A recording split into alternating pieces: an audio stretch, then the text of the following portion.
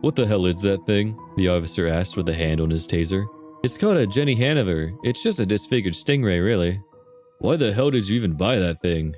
I thought it would be a good Halloween decoration. The officer and I continued to talk while the other finished up his search. Of course, everyone was okay, not a little bit shaken. They left without any problems, but then we tried to go back to sleep. For obvious reasons, that wasn't working out for any of us, so we all gathered in the dining room table to talk about it while having some snacks. Hey, Olivia, was that thing actually talking to you? It was. What kind of things did it say? Asked Kate. He wanted me to take a bath with him, she croaked out as she began to cry. I threw up in my mouth. After excusing myself, I went to the bathroom. There, I splashed water on my face, pinched myself, slapped myself in the face repeatedly, and forced my eyes open and closed. I did everything I could to convince myself that this wasn't happening, while my wife was consoling Olivia. When I sat back down, my mind was still racing. I'm sorry for putting you all through this, I said. It's okay, Dad. You couldn't have known. I probably shouldn't have encouraged playing with a dead animal anyways. Even though it was a little weird, I can see why you did, honey. She seemed like she was having a good time. Come on, Olivia, let's try to get some sleep. Tomorrow's gonna be a big day, replied Kate. Only then were we able to get some sleep. The next morning, the thing was gone. I didn't really know what to think about that, but good riddance, I guess. We didn't even feel like putting up decorations that day. The following year, we sold all of the Halloween decorations we had accumulated over the years so we could afford to move to a calmer place. Here, there was no Jared. Here, there was no possibility of that thing finding us. Here, we could live in peace. Sometimes, though, I still think back to the incident and wonder what the fuck happened to that thing. Ever since the end of the second semester, I have been having these dreams. I'm scared because most of my dreams are weird premonition dreams. As in, they end up happening. The thing is, the only time they do happen is if something bad happens in them. I'll explain a few of my dreams as vividly as possible, and I state this again. Me and my girlfriend have both had these terrible nightmares. In real life, this isn't an article. This is a call for help. My family dreams. The first dream I had about my family was just me standing in an empty white room, not unlike Squidward's alone room in the future episode of SpongeBob. Every family member I had met lined up, stood in front of me, and killed themselves in the most bizarre ways. My grandmother, who died a smoker, took a pack of cigarettes, lit the pack and shoved the flaming pack of cigarettes down her throat, coughed and gagged, and collapsed. The pack then fell out of her throat, blood pooling from the gaping hole in her neck, and the pack and cigarettes soaked in blood and still burning. The smoke from the cigarettes burned my nostrils until they vanished, with my Meemaw's carcass hanging from a noose behind the line. My stepdad used to be a drug addict, and he lined up and sat down in a chair next to a table, lined up some cocaine in rows, and took out a razor blade. He started snorting it, but he wasn't getting a high, so he looked at his vein, then the razor, back to the vein, and cut his arm open.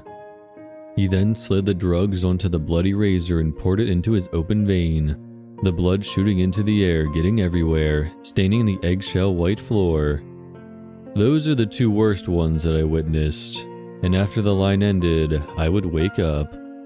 My dreams weren't just about my family either. My friends that I love and care about were involved as well. The recurring dream.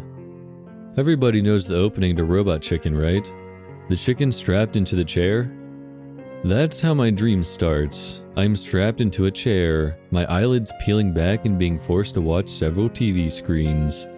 On each screen, it shows every single friend I've ever had on them. They all had some sort of object on the screen with them.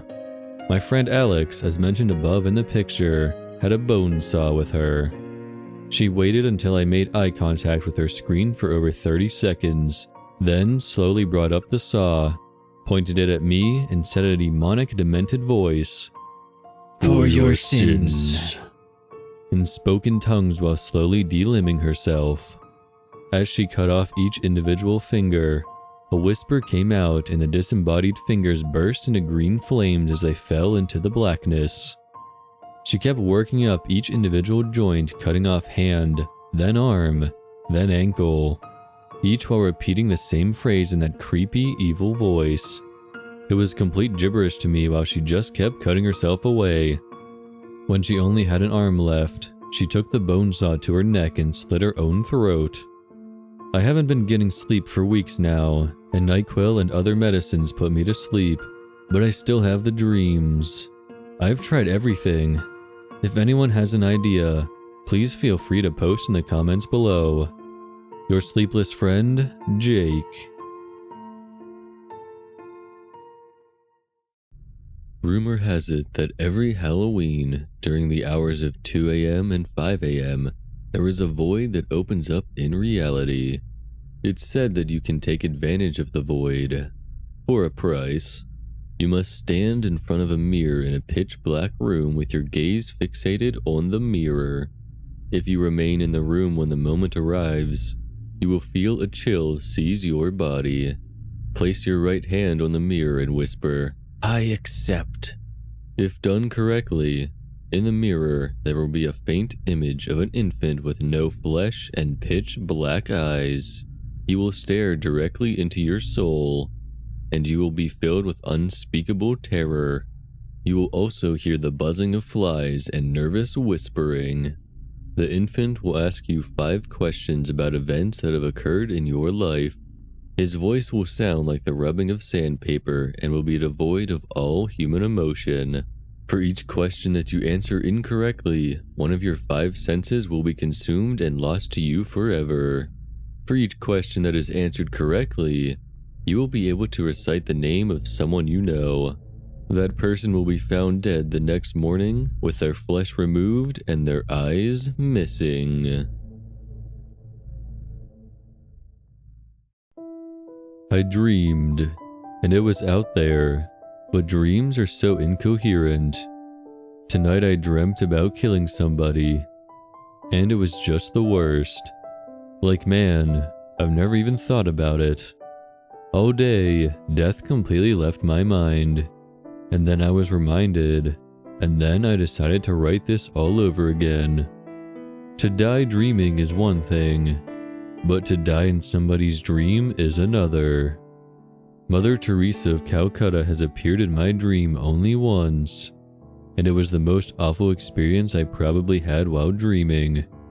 She was young and in the nude. I've seen her through a window of some sort, distorting the view like a weird surrealistic painting. I was filled with lust. She was surrounded by many other women. They were all laughing, talking, constantly changing all their clothes, exchanging them with each other. Then they started exchanging limbs.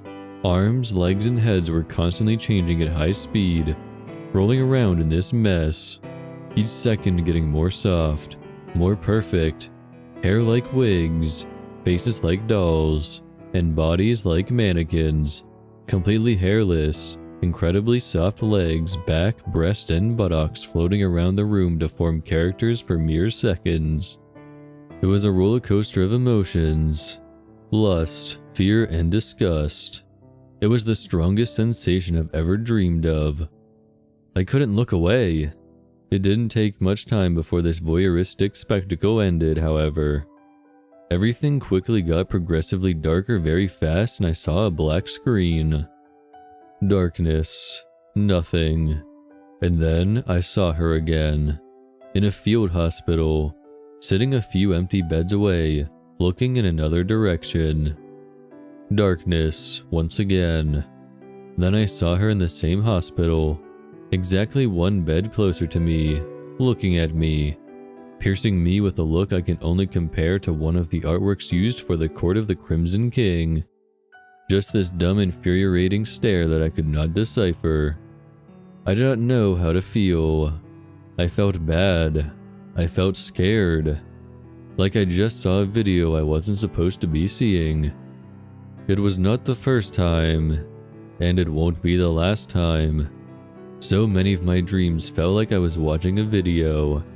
A dream tape constructed just for my brain to play it once and never again. One time it even felt like the tape was corrupted. Or just really badly compressed. I don't know. I'm not good with VHS or any of that stuff. What I do know is that it was basically black and white with very little details. Everything was very grainy and looked like one of those experimental horror movies. Merhijah's Begotten comes to mind. I couldn't make out much of it. Neither do I remember it in full. However, I clearly remember two different settings. First one was very short. It presented what looked like the inside of a helicopter, which was populated by strange humanoid creatures. They were almost identical in shape, very round and bulbous. This one also featured some colors that seemed to bleed through the weird effect, and the overall grayness it created. It was very noisy. All I could hear was some weird circus-like music, reminiscent of the Block World theme from the game Yumi Nikki, ironically based around dreams. The weird noises those creatures made and the looming sound of the turbine. It ended with all of them jumping off the aircraft one by one. Then the tape stopped. The second video was very hard to make sense out of. It looked like a pier in the middle of the ocean. On that platform I managed to make out a man laying on his back, possibly shirtless. He had what looked to be long straight hair. At some point I noticed someone crawling onto the structure. It looked like a woman, possibly a mermaid or some other fantastic creature. She was getting closer to the man, and when she got there, she laid on his legs for a while, doing what looked like oral sex. I was watching all of it from a bird's eye view, and the footage was distorted, so I cannot tell for sure. But it went on for a while, and the whole film was very quiet. There was little to no sound, just white noise and muffled sounds of the sea. Then as soon as the tape stopped, I woke up. Why is all that? Why are those dreams so strange? There was no reason for me to see these things, and yet they make dreaming such an interesting and terrifying sensation. All of those recordings from beyond the sleeping wall. Why won't you just take me then? I thought I understood something, but then I wake up, and I have all of this on my mind. It all felt wrong. It's hard to forget, too. Once I close my eyes, once my thoughts slip away, something very weird starts happening, and I never know how to feel about this. Like it's not my own mind projecting those images. I haven't thought about Mother Teresa in years. I've never been to a pier in my life. Neither did I watch any strange tapes before this. I was way too scared. Why does the wall break? Every time it breaks, and I'm not born again. That's the problem. Sometimes I feel like I'm there, but when I'm watching those tapes, where am I? This sleeping village was just on tape, and my prophecy was wrong. I am so lost.